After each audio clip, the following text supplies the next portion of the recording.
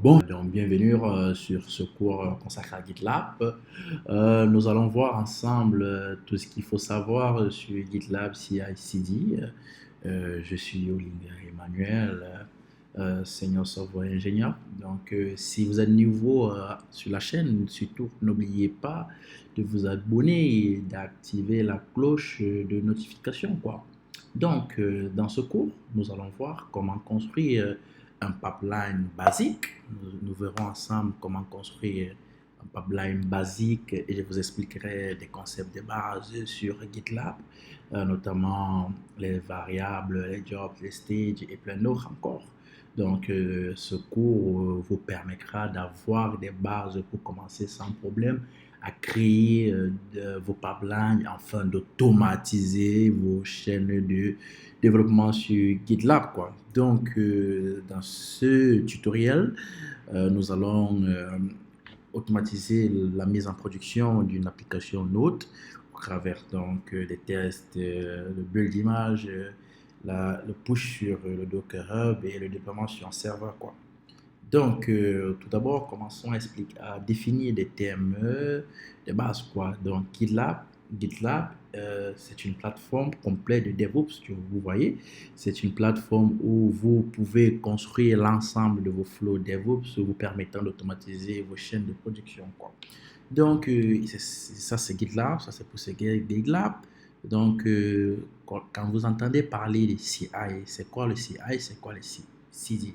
CI, c'est juste un acronyme pour dire intégration continue et CD, c'est pour dire déploiement continu. Donc, CI, CD, c'est quoi? C'est une manière de construire et d'automatiser lorsque votre code évolue, d'effectuer des tests, de construire une nouvelle version de l'application et déployer sur vos serveurs. Vous voyez, forcément, lorsque vous développez une nouvelle feature et que vous voulez mettre à la disposition de votre public, de votre clientèle, vous aimeriez le faire au travers d'une chaîne automatisée qui se break lorsque tout n'est pas synchrone, quoi. Donc, rendons-nous dans notre application. Pour cette application, vous trouverez le lien du repo en description, quoi. Donc, ça, c'est notre application. Alors, déjà, pour demander à GitLab que l'on souhaite intégrer une chaîne de production automatique, donc on va créer un fichier GitLab-ci YAML. Donc, c'est au travers, c'est à l'intérieur de ce fichier qu'on va donner des instructions à GitLab, quoi. Donc, tout d'abord, on va préciser l'image avec laquelle on souhaite travailler. Donc, ça, c'est par exemple une application Node. Si c'est une application Python ou bien Flask, je pourrais dire ici Python. Vous pouvez choisir une image Python. Donc, cette image, c'est une image Docker, quoi.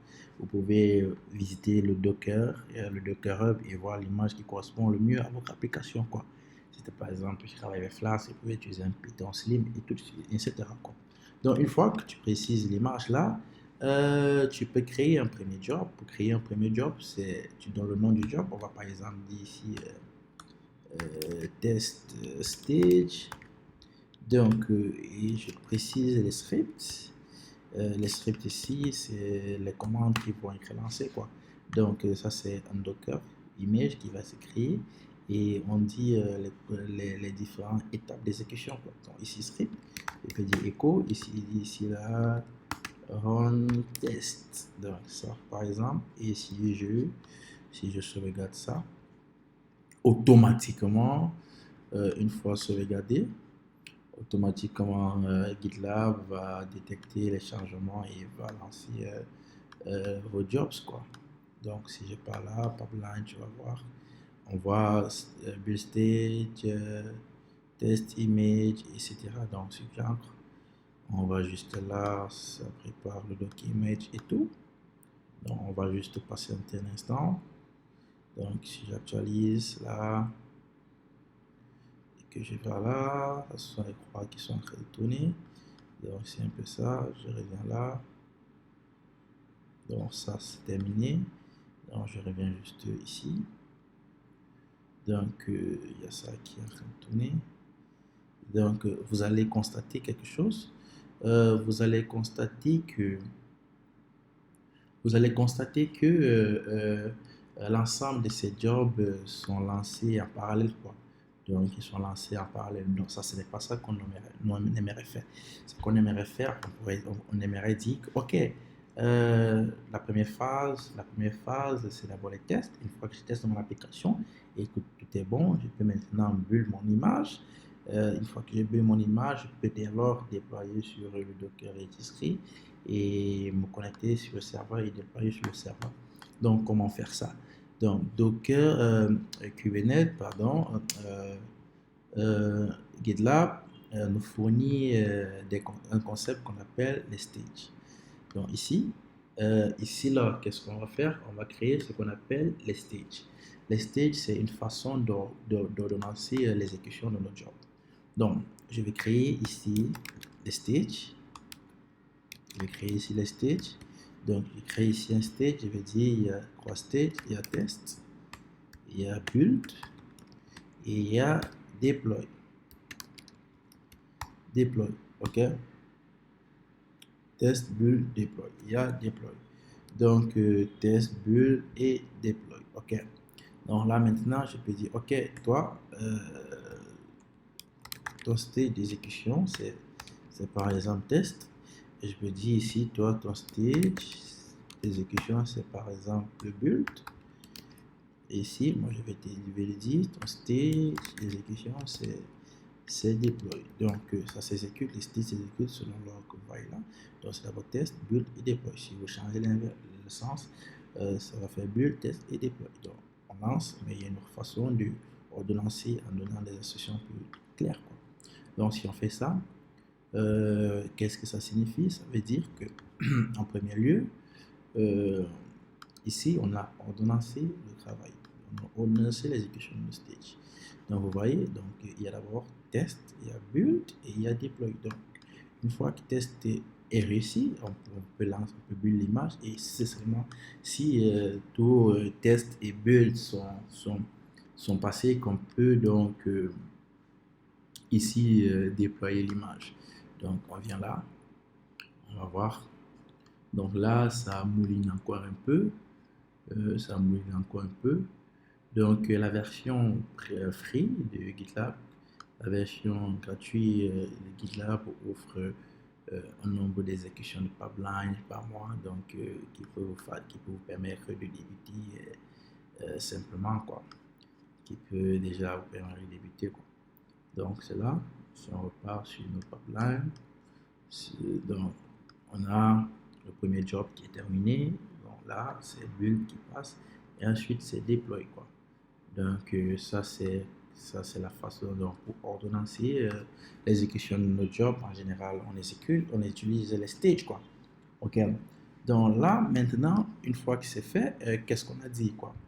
Ce qui est bien avec GitLab, c'est que notre code se trouve directement, on a directement accès à notre code, donc il n'y a pas, on ne va pas pull le code pour lancer euh, l'exécution. Par exemple, c'est comme avec Jenkins, qui est aussi un autre outil de DevOps pour automatiser les chaînes de production. Donc Jenkins qui n'a pas accès au code va d'abord pull le code depuis le repository avant de faire certaines actions, quoi. Ici, sur GitLab, on n'a pas besoin de faire ça. Donc, notre pipeline, notre chaîne a déjà accès au code. Donc, ça va directement.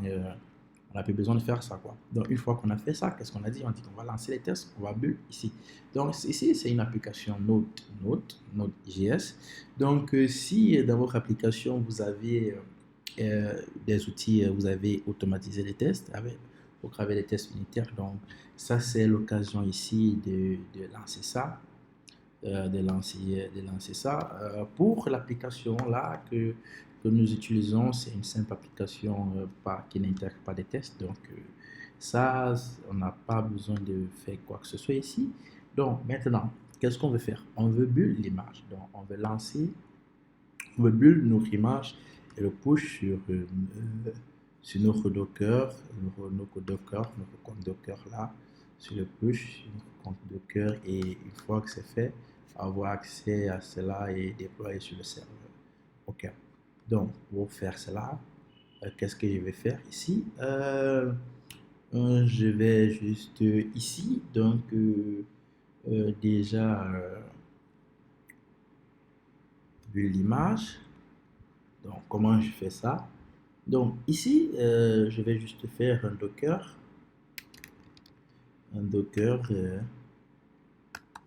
build, docker build. Ok, donc build-t. Donc ici, je vais créer une variable, par exemple, CI repository name, repository name, donc qui est le nom donc, disons registry image, qui est le nom de notre compte registré sur Docker. Donc ici, je vais dire, ok, tag, ok, on build tag version. Donc une fois qu'on fait ça, tag version. Donc, bon, ok. Donc ici on a build. Ici là c'est une variable qu'on peut utiliser. Vous voyez, registre name slash tag variable. Ok. Donc GitLab met à la disposition un concept qu'on appelle des variables. Des variables. Donc ici on va créer une variable CI repository qui est exactement le nom de c'est le nom aussi. Donc là, ce nom-là. Donc c'est ce nom. Ok. Donc ici, c'est la version JTAG. On pourrait automatiser cette façon de récupérer le tag, mais ça ne fait pas l'objet de ce tutoriel. Donc on peut, il y a des concepts avancés, notamment sur le versionning automatique, qui on pourrait aussi faire cela ici. Donc une fois qu'on a fait ici, qu'est-ce qu'on dit? Ok, on dit docker build, mais il y a un problème ici. Vous voyez, Docker fonctionne sous forme de container, de Docker, container Docker. Ok. Pour exécuter ce job, GitLab va lancer un conteneur. Mais ce conteneur, à l'intérieur de ce conteneur, on a besoin du process Docker. On a besoin d'avoir accès à Docker, donc avoir accès au service Docker à l'intérieur du conteneur. Donc, on appelle ça des services en GitLab. Donc, GitLab appelle ça des services. Donc, imaginons que vous avez votre application et que votre application a besoin d'un autre outil comme MySQL ou bien SQL Server ou bien pour pouvoir exécuter, pour pouvoir tourner sans problème. Donc ici, on va utiliser ce qu'on appelle les services. Les services, ici, ici, comme service, on va utiliser Docker. Donc, lorsque GitLab va lancer le pipeline, il va lancer en même temps ce conteneur Docker pour que ici on puisse avoir accès à ce process et tout simplement taper ce commande. Mais ici, on va lancer un dit Docker in, Docker dans Docker quoi. Donc, parce qu'on a besoin d'avoir accès à ce service, à cet outil à l'intérieur de notre conteneur qui tourne. Donc, ici, c'est Docker in Docker. OK. Là, c'est bien, c'est bon. Mais ce qui reste à faire ici, mon repository est privé. Vous voyez, c'est privé. Donc, comme c'est privé, on a besoin d'une manière de s'authentifier, de se connecter à ce repo avant de lancer ce script, quoi. Donc, un autre argument qu'on peut spécifier ici, before script. Before script, c'est quoi? Before script, c'est un ensemble d'opérations que vous avez besoin de réaliser, quoi, avant du process, quoi, l'exécution principale, quoi. Donc, supposons que vous avez des tâches à réaliser en amont avant un certain nombre de tâches. Donc, vous pouvez utiliser before script pour lancer, quoi.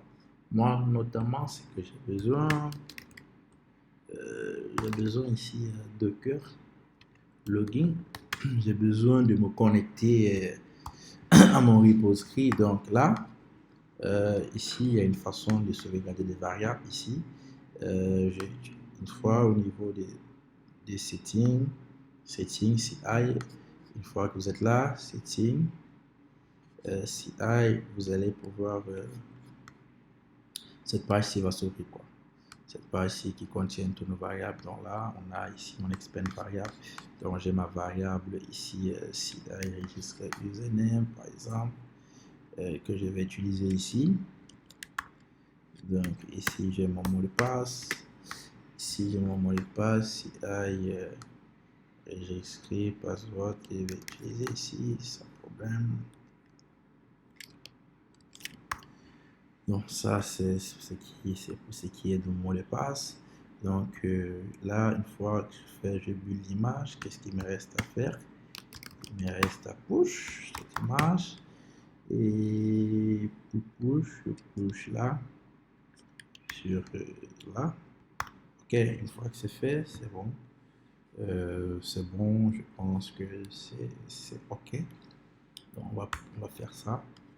Donc on lance les tests, on fait après on déploie l'image. Ici, le déploie l'image, je vais dire quel est le processus. Ici c'est get image from Docker. On récupère l'image de Docker Hub et on lance, on déploie quoi. Déploie image, tout ça, on déploie. Donc ça c'est le processus de déploiement. Ici on peut voir tous les tests qu'on veut. Donc c'est un peu ça. Donc voilà. Donc par la suite, qu'est-ce que je fais? Je vais sauvegarder ça, histoire de voir ce qui se passe. Donc je sauvegarde ça. Donc pendant que notre job en train de s'exécuter, on va donc déjà se connecter à notre serveur. Ici, pour déployer l'application, je vais utiliser, et c'est tout, je vais utiliser Amazon pour pouvoir avoir un serveur, mais il y a plein d'autres fournisseurs cloud comme Digital. Vous pouvez avoir des serveurs à 4 dollars qui peuvent facilement vous permettre de tester aussi les choses. Après, Amazon aussi à ce qu'on appelle le free test avec un an free test, la création de votre compte qui vous donne accès à ces instants de type des micros en free test gratuit quoi. Donc ça peut vous permettre de faire plein de choses. Donc là j'ai mon application, qu'est-ce que je vais faire? Je vais juste me connecter. Donc je me connecte à mon application.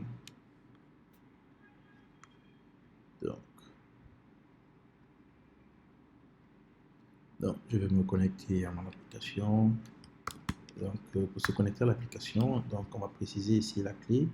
La clé fournie par Amazon quoi, lors de la création de votre instance. Parce que lorsque vous créez votre instance ici, on vous demande la clé Perry qui on vous demande ces clés. La clé Perry, c'est ça qui va vous permettre de vous connecter simplement à votre serveur quoi. Donc moi j'ai déjà cette clé. Donc comme j'ai ces clés, je vais juste me connecter. Voilà. Donc pour pouvoir, si je fais ça, ok, je vais lancer ça. Je vais vous parler, ok, ça c'est bon. Donc, je vais juste cliquer ici, je vais voir l'adresse IP de mon serveur, je vais lancer ça là. Donc, vous voyez bien, le serveur n'est pas site Canopy Reset. Donc, ça ce n'est pas parce que le serveur ne tourne pas, vous voyez. Pour qu'un serveur, pour rendre public un serveur, que ce serveur soit accessible depuis Internet, vous avez besoin d'installer un serveur web sur vos serveurs quoi. Donc il y a plusieurs serveurs web, Tomcat, Apache, Nginx. Dans notre cas, on va utiliser Nginx. Donc sudo apt install Nginx. Donc Nginx, sudo apt install en sudo apt install Nginx. Donc on installe Nginx. C'est ça, c'est ce serveur web qui va permettre que notre instance, notre serveur soit accessible depuis le public quoi. Donc sans ça, vous ne pouvez pas, vos serveurs ne peuvent pas être accessibles quoi. Parce que pas forcément sans ça, vous voyez, parce que actuellement sur notre serveur, il n'y a aucun processus qui tourne sur le port 80 et qui est accessible en remote quoi. Donc et si vous avez un processus qui tourne sur le port 80, parce que vous voyez les deux ports qui sont ouverts seulement sur le port 80, le port 443. Donc, s'il n'y a aucun processus qui est accédé, qui tourne sur le port 80 sur le serveur et qui est accessible depuis le remote, on n'aura pas, vos serveurs, vos services ne pourraient pas être accessibles. Après, vous pouvez faire tourner n'importe quel processus sur votre port, sur votre serveur, sur n'importe quel port en remote, accessible en remote, sur n'importe quel, pas forcément le port 80, quoi. Donc, pour notre cas, on va faire simple, on va utiliser un processus qui permet, on va utiliser un outil qui permet de faire tourner un processus en port 80 et faire en sorte que ce soit accessible depuis le remote, qu'on appelle le serveur web, quoi. Donc ici, le serveur web le plus simple, ici, pour nous, on va utiliser Nginx. Donc, on pourrait aussi utiliser Apache. Donc, ça, c'est juste pour ce cas, on va utiliser Nginx parce que ça va nous permettre de faire un routing interne des ports. Parce que vous voyez, lorsqu'on va déployer notre application Docker, notre application Node avec Docker, cette application va tourner en interne, quoi. Je vais vous faire voir cela tout de suite. Donc, une fois que c'est fait, on va, on va repartir là. Vous voyez, on actualise, puis on vient voir Welcome to Nginx. Donc là, c'est bon, notre application est déjà, notre serveur est déjà accessible depuis Internet. Donc, retournons sur notre pipeline. Fail, actualisons, on va voir ce qui s'est passé. Donc, actualisons pour voir ce qui s'est passé. Donc, lorsqu'on actualise, on voit bien qu'au niveau du build stage, il y a quelque chose qui ne va pas. Ok, on dit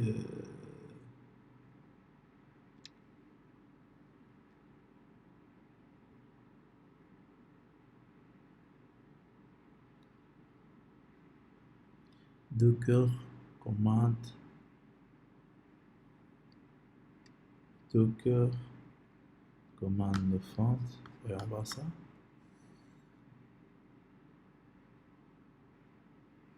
Donc, on va voir ça.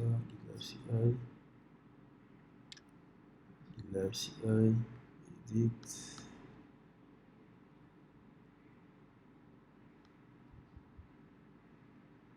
Docker service. Ok, ok, d'accord, je vois. Donc ici, on va juste préciser l'image. Notre image dans laquelle on va faire ça, c'est Docker, le point, lattice. Donc ici, on précise l'image dans l'image dans laquelle on veut faire tourner ça. Parce que c'est ça, ok. Dans l'image, c'est Docker. D'accord, on précise juste l'image. Ici, l'image dans laquelle va tourner ce conteneur. Donc ici, c'est Docker. Donc faisons ça. Ok, ici, c'est un service Docker, Docker login. Et ok. D'accord. Donc, là, donc, lorsque ce job va s'exécuter, ça va se lancer avec l'image Docker et ça va utiliser le service Docker in Docker. Donc, lançons ça.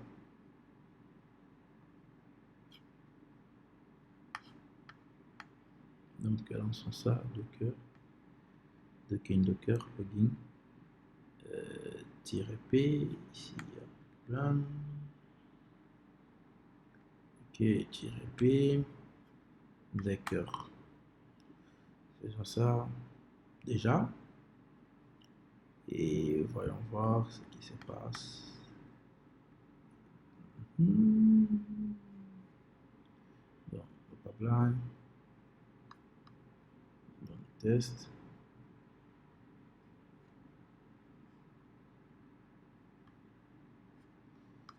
Donc, voyons voir tout nos pipeline. Donc, il y a deux qui rentrent. On va juste cancel ceci. Je vais juste stop ceci et je vais laisser ceci tourner, qui est notre mise à jour la plus récente. D'accord.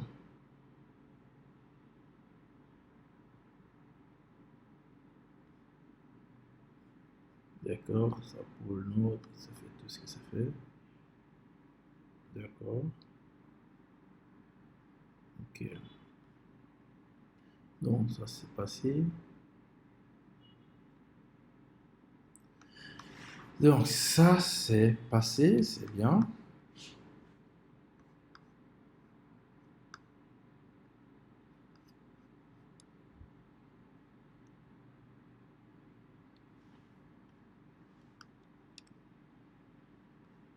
OK.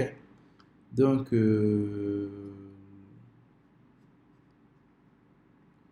si tout est bien, si tout se passe bien, donc ce qui va se passer, c'est quoi? Donc, il va se connecter à votre compte Docker, sur le Docker Hub. Et une fois qu'il s'est connecté, il va build avec le tag de l'image là, quoi. Donc, actualisons la page. Euh, Internet.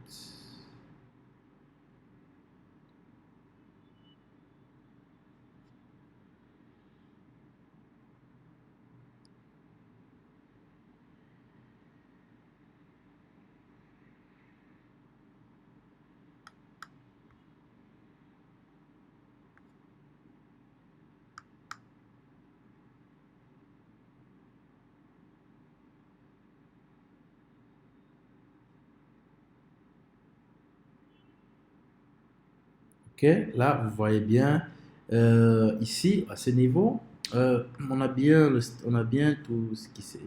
Il a bien, il a bien push l'image là avec le tag parce qu'il a fini de build. Une fois qu'il a fini de build, pour que ce soit possible, on a créé un fichier Docker, un Dockerfile. Donc, on a un Dockerfile à la racine de notre application. Donc, qu'est-ce que ça fait? Ça va juste pour l'image Node 16, le workdeal, le dossier de travail, c'est là. Ça va copier le paquet son JSON, ça va installer tout ce que ça va installer, ça va copier tous les fichiers, ça va exposer le port croissant et ça va lancer tout, quoi. Donc, si on part là, normalement, si on actualise la page, normalement, si on actualise la page là, on va voir, on va bien voir que on a une version, on a une image qui est là, qui est l'OS ceci, c'est bien, c'est bien. Il n'y a rien, il n'y a pas encore de problème, c'est a minute ago. Donc, ça vient, on a bien notre image qui a été déployée, quoi. Donc, on a bien les commandes qui sont lancées et tout. Donc, voilà. Donc, une fois que c'est là, qu'est-ce qu'on va faire? Donc, c'est simple, pour pouvoir déployer cette image, on a juste besoin de lancer cette commande. On va lancer. On a juste besoin de lancer cette commande. Donc, par la suite, qu'est-ce qu'on doit faire? Qu'est-ce qu'on doit faire ici? Donc là, on a une première étape qui est passée parce qu'on a dit déployer, on va d'abord rendre les tests, on va build l'image, on va déployer sur le container register, on va déployer sur le serveur. Donc ici, l'étape suivante ici, c'est de déployer cette image sur, notre serveur, quoi. Donc si on repart ici, si on repart dans notre fichier GitLab CI là, donc si on repart là, ici, tout le processus s'est bien passé, quoi. Donc il manque juste qu'à déployer cela, quoi. Donc avant de faire cela, il faut se rassurer que sur notre serveur, on est bien. Il faut se rassurer que. Donc je vais juste notable, je vais juste fermer ça. Donc, je vais juste me rassurer que tout. On va se rassurer qu'on a on a Docker, on a le service Docker, install Docker, on a notre service Docker qui est installé. Moi, je vais plutôt installer Docker pour IO. Donc, une fois que vous vous rassurez que c'est installé, rassurez-vous que Docker est bien dans le dossier des super utilisateurs, quoi. Donc, tapez juste la commande Docker PS, vérifier qu'il n'y a pas de problème de permission. S'il y a des problèmes de permission, là, il va falloir que lorsqu'on va se connecter au serveur, on va taper la commande en sudo, ce qui n'est pas le plus cool que possible, quoi. Donc, installez Docker et rassurez-vous que il n'y a pas un problème de permission, quoi. Donc, une fois que c'est fait, qu'est-ce qu'on va faire par la suite? Ici, il est question ici de déployer. Donc, une fois qu'on a push l'image, tout ce qu'on va faire ici maintenant, c'est de se connecter sur le serveur et de déployer ça. Donc, pour faire ça, qu'est-ce qu'on va faire? Ici, stage deploy, ici, on va donc déjà before script, non, ça c'est sur le serveur qu'on va le faire. Donc ici, on va juste faire un SH, SH, SH, SSH ici. Donc SSH, ok. Donc ici, là, qu'est-ce qu'on fait? On va faire donc pour déployer, qu'est-ce qu'on va faire? Vous voyez, prenons le cas, à chaque fois ce pipeline, ce pipeline va s'exécuter. Donc pour déployer une nouvelle version, il faut s'assurer d'abord que l'ancienne version est supprimée. Donc on va éteindre l'ancienne version, supprimer l'ancienne image et redéployer la nouvelle image. Donc il y a plusieurs façons de faire cela.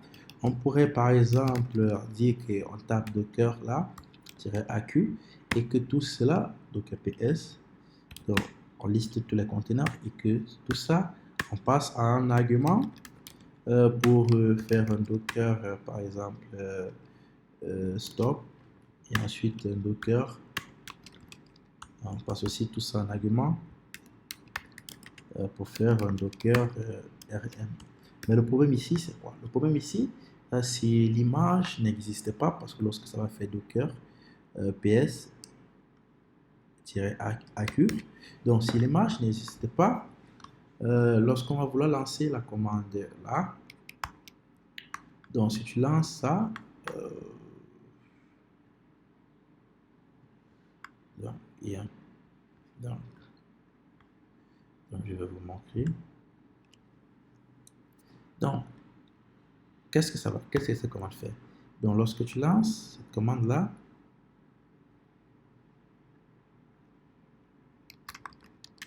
lorsque tu lances docker ps-aq, donc, et que tu passes tout ça en argument et que tu lances la commande docker stop, le problème ici, c'est quoi? Le problème ici, c'est quoi? Le problème ici, c'est que docker ps-aq va renvoyer le vide, quoi. Rien. Ça veut dire qu'il n'y a aucun process Docker qui, il y a aucun process Docker qui est lancé, quoi. Du coup, lorsque tu vas vouloir passer tous les ID de ces conteneurs ici en argument pour pouvoir les arrêter ou faire un stop, la commande stop attend cet argument.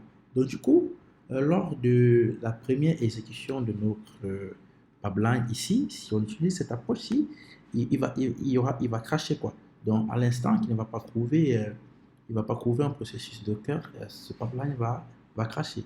Donc, ça, c'est ça. Donc, c'est comment je vais faire ici. Je vais utiliser une autre approche. Donc, je vais faire un Docker.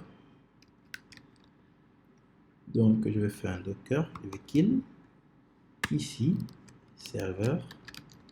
Vous dire le nom du serveur parce que lorsque je vais lancer ça, je vais kill avec le nom. Je vais faire le serveur.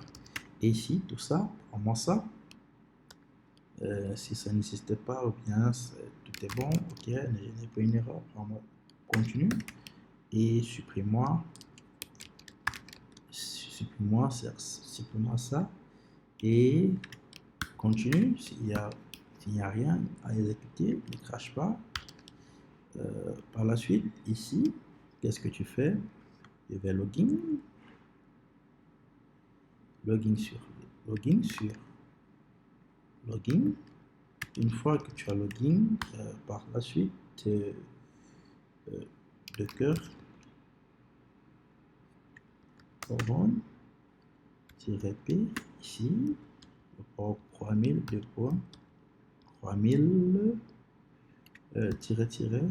name yes serveur, ce qui me permet d'avoir ça hostname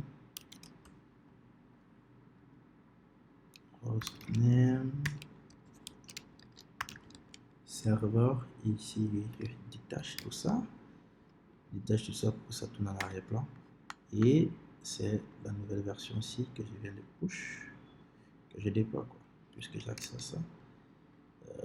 C'est ça.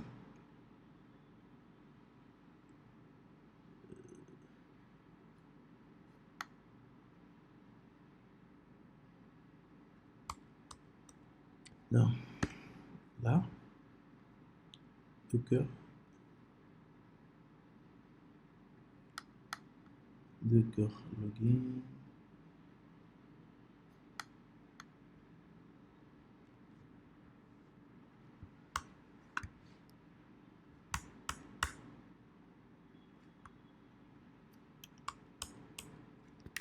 J'ai fait une barre d'indentation ici.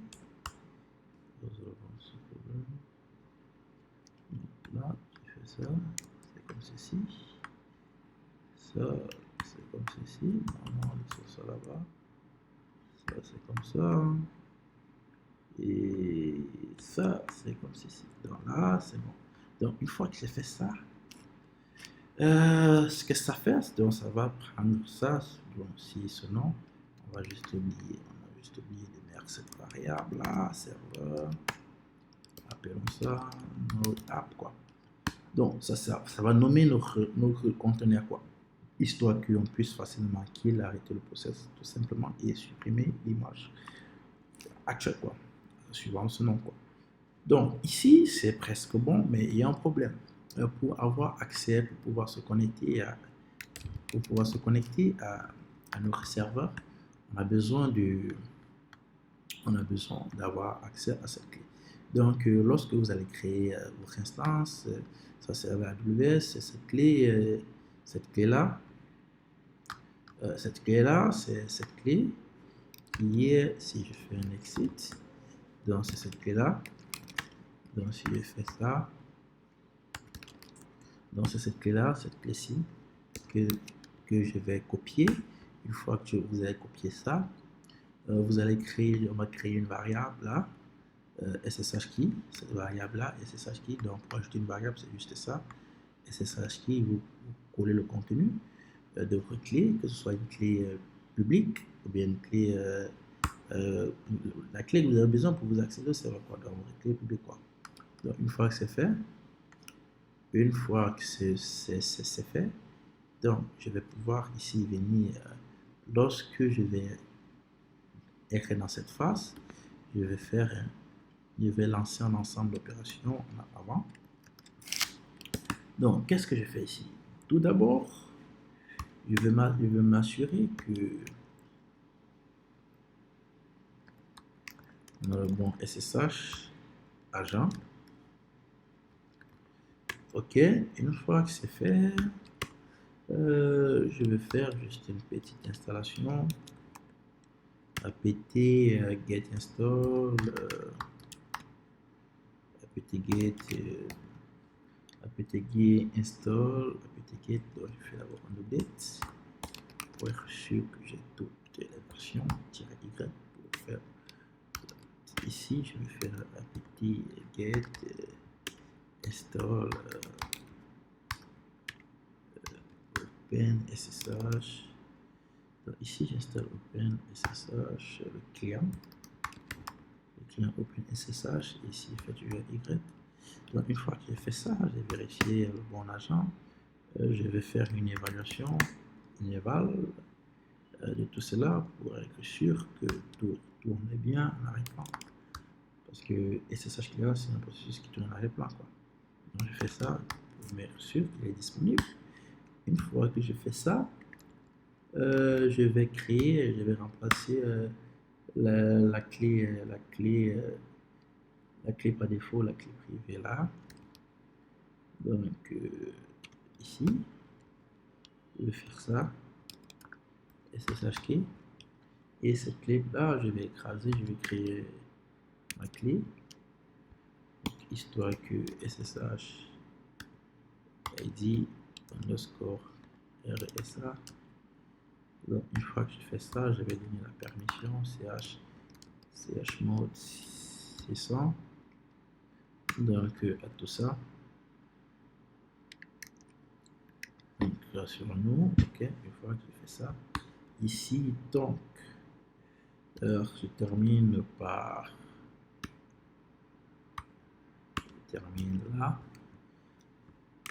Donc je dis ok, je termine là avec l'attribution de process docker inf. Donc ici, je vais faire un docker inf. Oui, j'ai fait ça. Et je vais écho ici, histoire que... Parce que par défaut, lorsque vous vous connectez sur notre serveur, le serveur essaye de vérifier l'origine, check le host, quoi. Donc, vous devez devoir accepter, vous devez assurer accepter yes si tout est OK, quoi. Donc, ce check host là, je vais dire ici que j'ai pas besoin de ça. Donc, j'ai pas besoin de ça. Donc, ici, c'est le script host key, script host checking, checking que je vais mettre en eau et ouais, je pas la ligne, quoi. Je pas la ligne et oui, et tout ça ici, là, ok, shift, ok,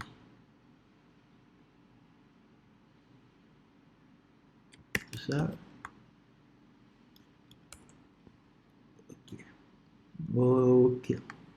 Donc ici là, ça me permet d'être sûr que lorsqu'elle lance ça, après ici c'était simple, vous pouvez juste mettre -o ici, script checking, no et -i, vous précisez le dossier, vous précisez cette clé-ci. Mais pour faire ça, au préalable, il faut sauvegarder, lorsque vous allez sauvegarder la clé là, il faut le sauvegarder comme fichier, quoi, comme file, quoi. Donc c'est un peu ça. Une fois que c'est fait, par la suite, qu'est-ce que je vais faire là? Je me rassure juste que tout est bon. Ici, c'est apt-get, install open SSH, client Y, j'évalue si tout est bon. Je crée la clé là, je donne les droits, je fais un locker donc c'est bon, le fichier ici, je m'assure que tout est bon. Ici, je fais un checker, ok. Donc là, c'est bon. Donc, pour résumer, là, on a nos différents stages, nos différents jobs qui vont s'exécuter. Donc, on a notre test du déploie. Donc, au niveau des tests, si vous avez n'importe quoi, un test que vous voulez faire, vous lancez ça à ce niveau, quoi. Donc, pour le build, ici, on va déployer, on va build, on va mettre l'animation. Donc là, c'est bon. On va juste venir changer la version ici. On va mettre 1. Donc, il y a une façon d'automatiser ça, cette versionning. Donc, on peut dire, histoire, c'est de faire quoi? De venir ici, de mettre ici notre versionning directement sur ici. Venir là, créer une variable là, histoire qu'on n'ait pas à mettre notre versionning là. C'est aussi une façon plus simple. Donc, c'est ça. Donc, c'est ça. Une fois que tu ajoutes ton versionning là, tu peux éditer à tout moment pour changer la version. Donc, ici, là, on n'a plus besoin de ça forcément, quoi. Donc, et ta version, la version, c'est la version 1.0. Là, c'est bon. OK. Donc, relançons ça. Donc, il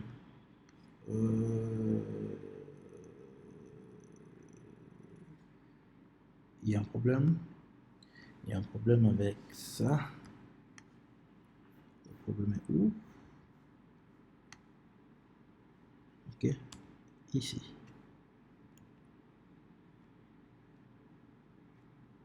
C'est quoi?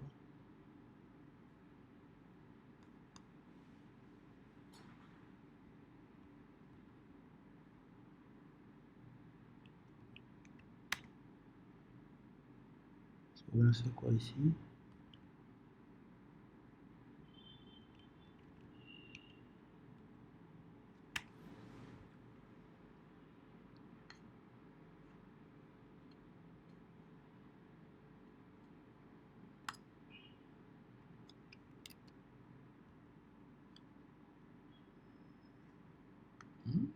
Étrange. Commençons tout ça.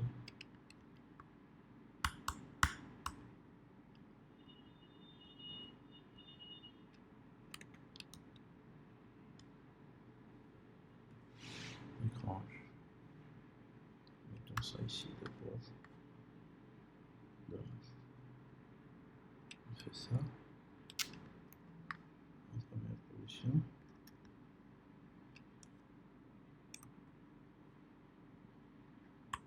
On fait ça.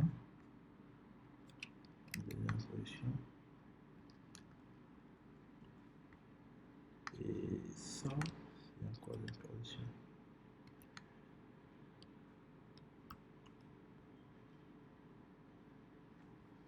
Ici, le problème c'est quoi?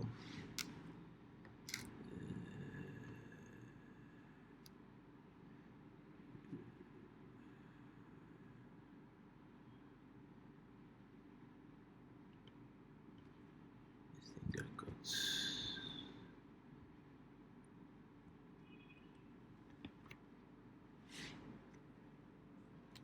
Ici.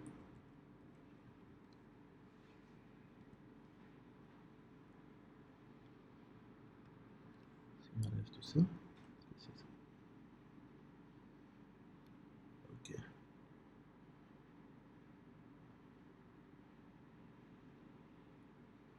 Ok. Je vois. Je vois le problème.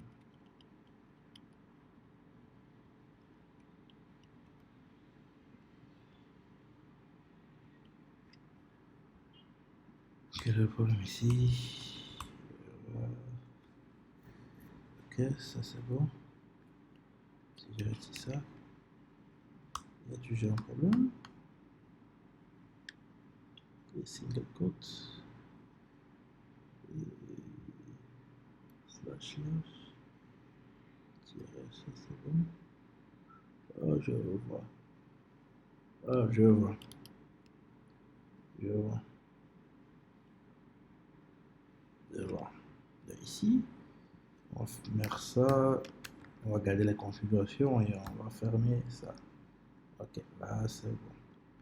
Et on avait oublié d'ouvrir le single code, de fermer le single code ici. Ça nous a permis de voir l'IRA là. Donc on va sauvegarder toutes ces configurations là. Ok, donc je regarde ça.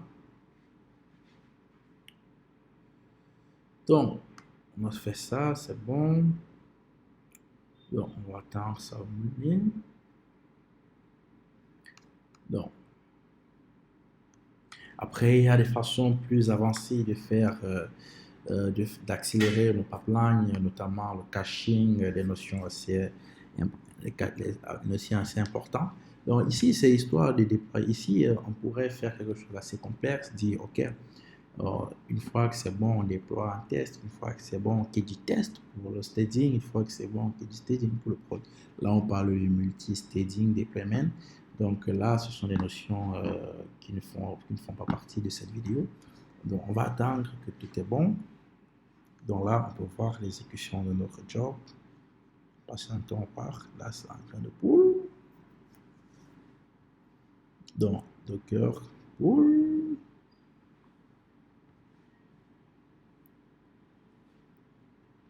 OK.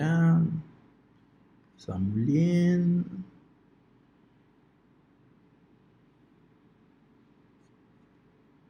Donc, ça mouline un peu. OK. Donc, on patiente que tout soit bon. De notre côté ici, on voit tout ça. On a les différents tags.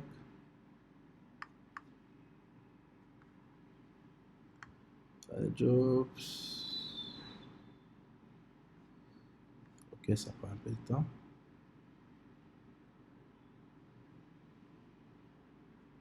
Ici, on a toujours la V1, ce n'est pas encore bon. Là, c'est bon.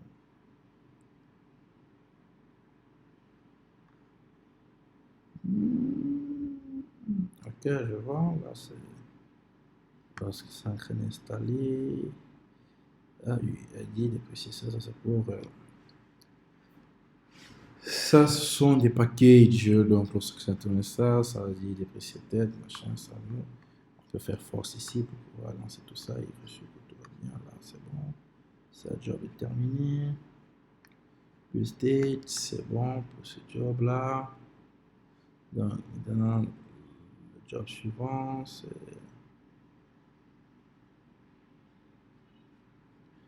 Job, déployer stage. Donc là,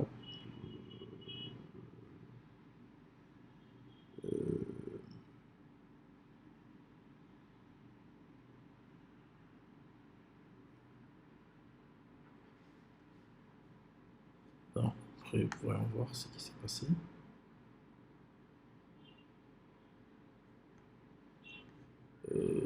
Voilà, cette application.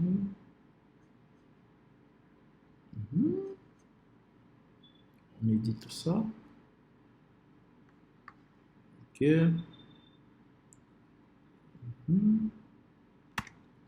Ok.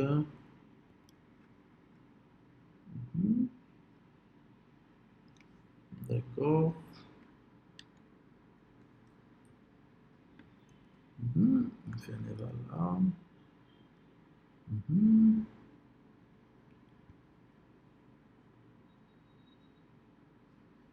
Oh, je vois.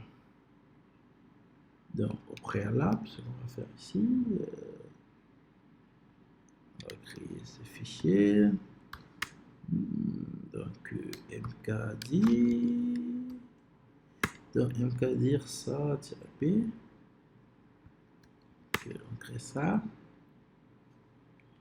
Donc, une fois qu'on a créé ça, là, on peut faire tout ce qu'on peut faire avec là. Ok, là, c'est bon. Là, c'est bon. Là, c'est bon.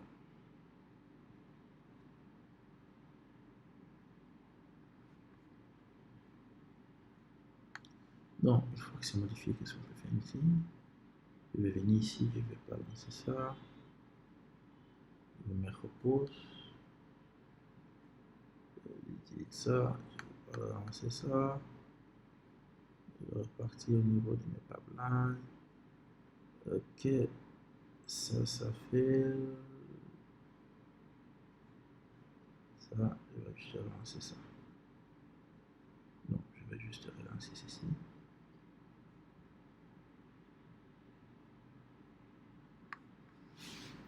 Non, je vais juste relancer ceci.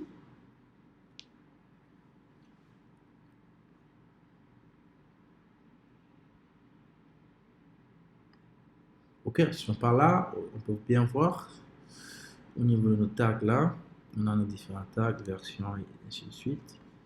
Donc c'est un peu ça. On va juste patienter ici que tout soit déployé.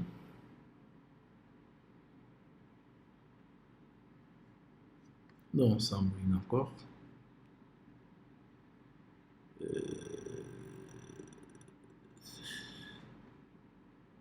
Ouais, ça c'est normal.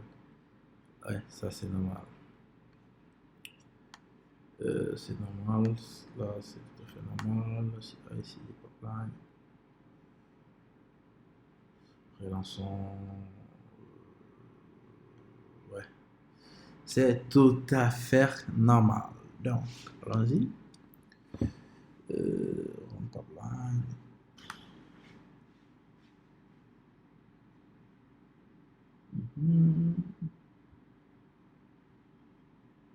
Aucune variable. Je vais lancer. Relançons ça. Donc,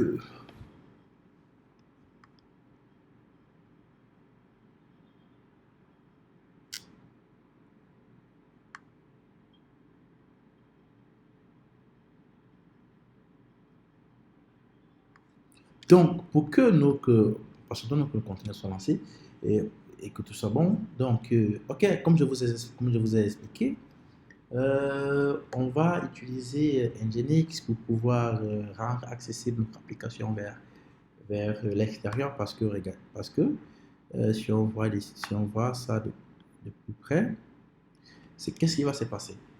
Qu'est-ce qui va se passer? Une fois que tout va être déployé, l'application va être déployée sur le serveur et accessible via le port 3000 et, et uniquement en localhost. Donc, on pourra faire quelque chose comme ceci. Localhost, localhost 2.3000 quoi. Donc, là, mais c'est pas ça qu'on a besoin. On a besoin que cette application soit accessible vers l'extérieur. Donc, pour ce faire, Nginx a ce qu'on appelle un outil aussi accessible, aussi disponible sur Apache, sur tous les serveurs. Il y a ce qu'on appelle un proxy pass. Donc, le proxy pass, c'est quoi? Le proxy pass, c'est un routing interne, tu vois, c'est un routing interne qui vient avec chaque serveur web. Donc, c'est un routing qui va permettre, c'est un routeur, c'est une notion, c'est un outil qui va permettre de faire un routing, une sorte de routing, quoi. Donc, c'est cet outil-là qui va permettre de faire ce qu'on appelle un reverse proxy, tu vois, un reverse proxy. Donc, ça va faire, donc, lorsque l'utilisateur, tu vois, lorsque l'utilisateur va accéder à ce site, comme ceci, Nginx, on va donner une instruction à Nginx que tout le trafic qui est accessible via le port 80, par exemple, redirigez-le en interne sur le port 3000, quoi. Donc, ça va permettre que tout le flux qui est accessible via ce port, tout le flux là, soit redirigé en interne sur le port 3000, quoi. Donc, ça ressemble à quoi pour faire ça? On a juste besoin, comme ici, par exemple. On peut dire, OK, tout ce qu'il a va finir par .php, redirige là vers ce port. Donc, c'est la même chose qu'on va faire. On va juste faire un proxy pass, donc pour que tout ce flux d'informations soit redirigé en interne sur le port 3000. Donc, regardons déjà d'abord ça. Tout est bon, machin, ça, on les teste. Tout est passé. On voit si tout est bien. Il y a encore fail.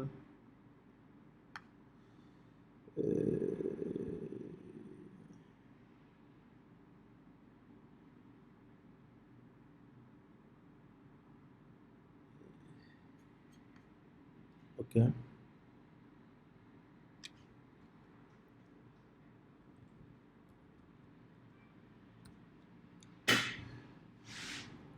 OK, regardons ça de plus près.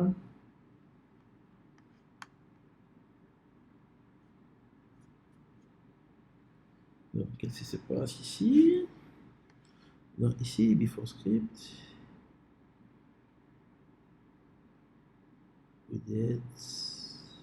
OK. OK. OK.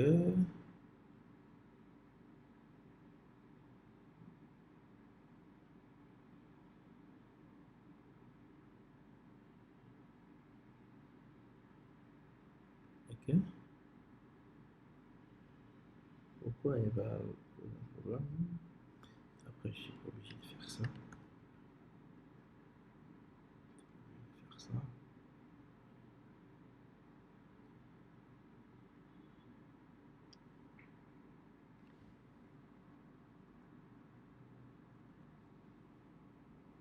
OK.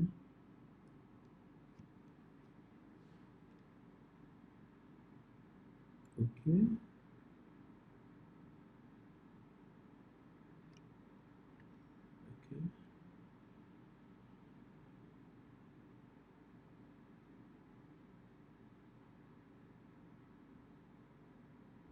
OK.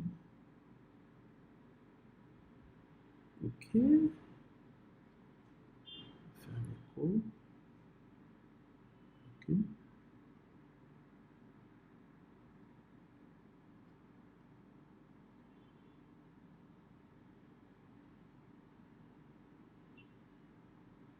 Checking. No. Trafic.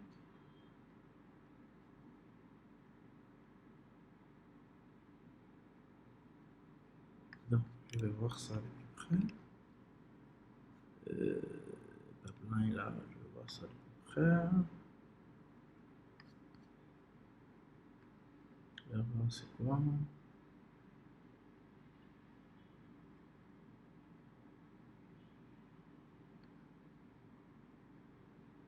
Après, je suis pas obligé de faire un débat.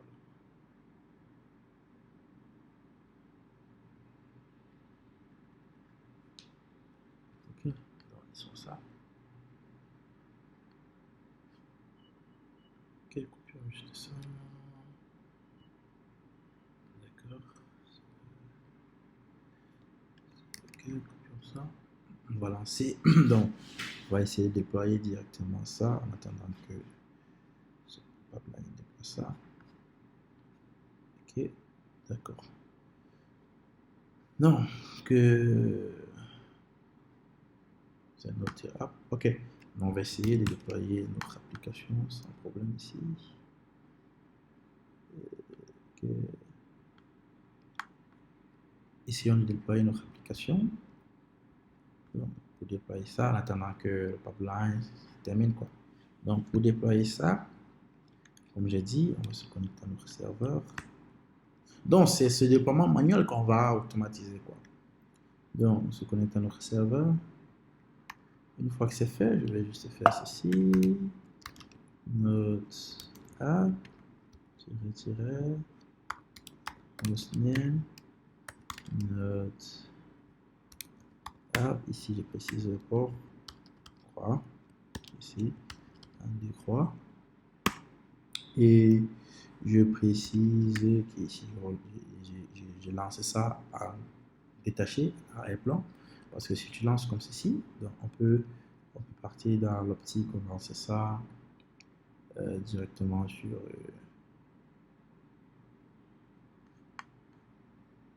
donc ça c'est l'image ici. Donc si on lance ça comme ceci, qu'est-ce qui va se passer? Si on lance ça comme ceci, point 1, je veux le point 1, ok, point 1, ok.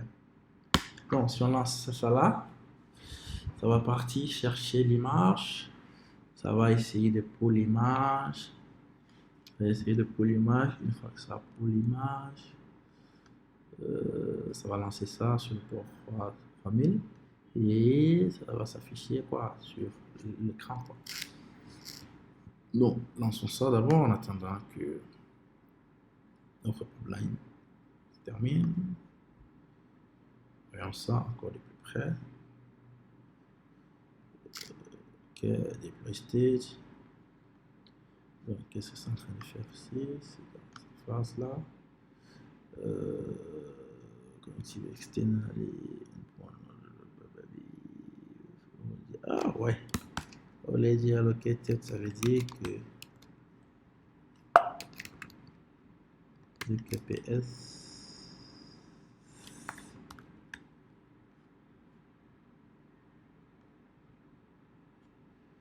on va voir là ce qui s'est passé. Ok. Quelque chose là se passe. Quel est le problème?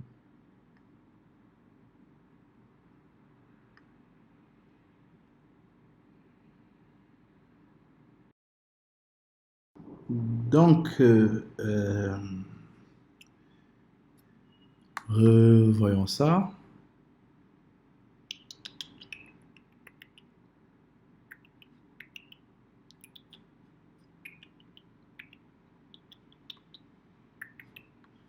Donc ici, je vais juste coller, histoire de m'assurer que tout est bon. Ok. Donc c'est bon, j'ai collé, j'ai juste remplacé ça pour être sûr que tout était bien écrit. Donc ici, je vais juste vérifier le reste là. C'est bon.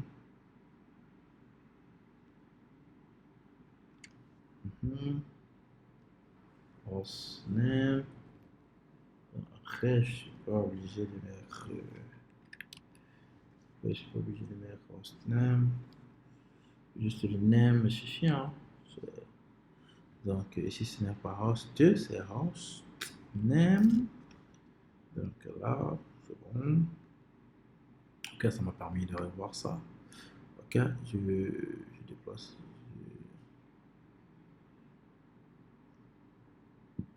Commit 100.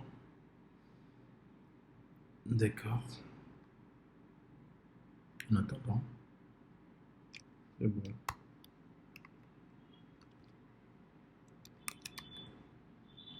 Donc, je relance ça, histoire de voir ce qui ne va pas.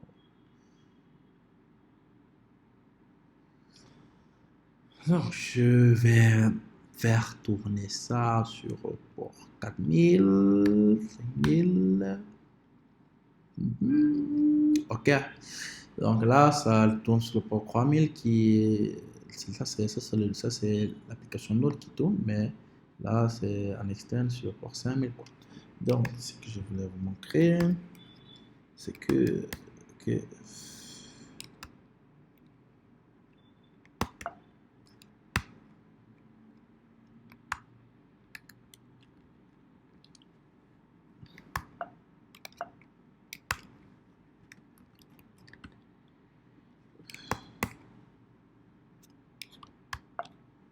bon, je sais pas pourquoi.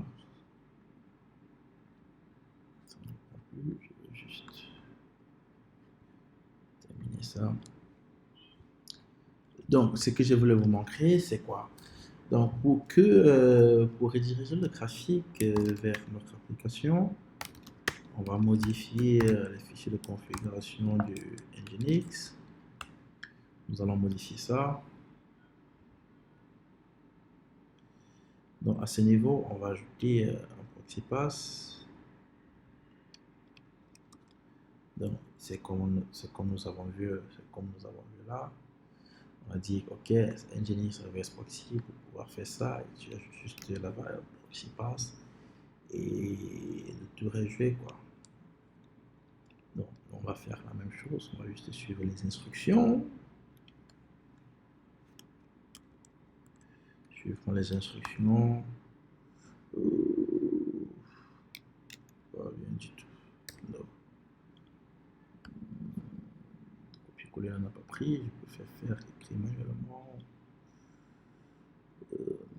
Suivons les instructions.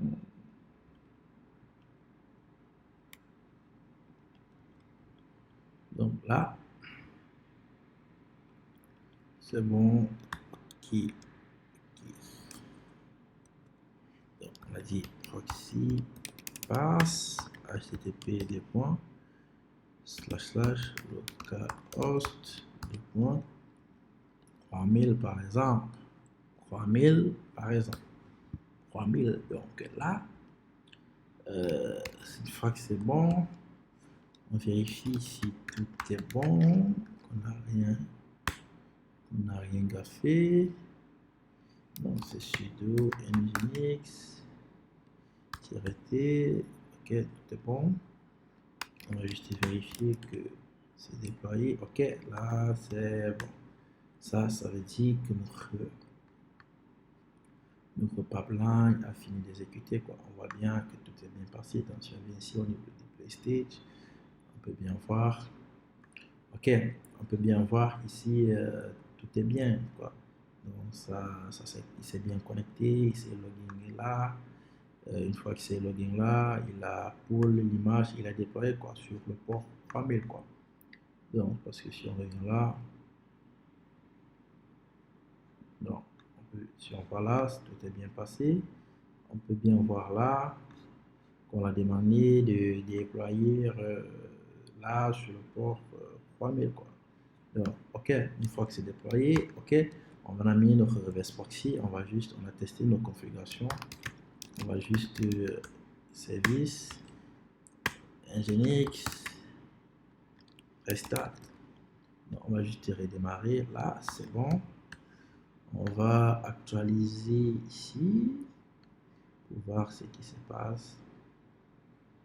On a bien notre application qui reprend, quoi. Donc, ça c'est une application, une simple application. Si on teste là, si on teste là, on reste là.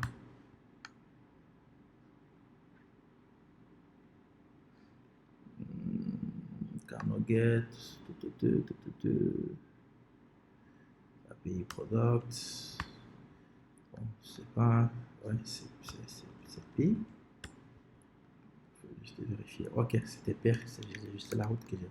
Donc là, c'est une API assez simple qui renvoie les produits et c'est tout. Donc là,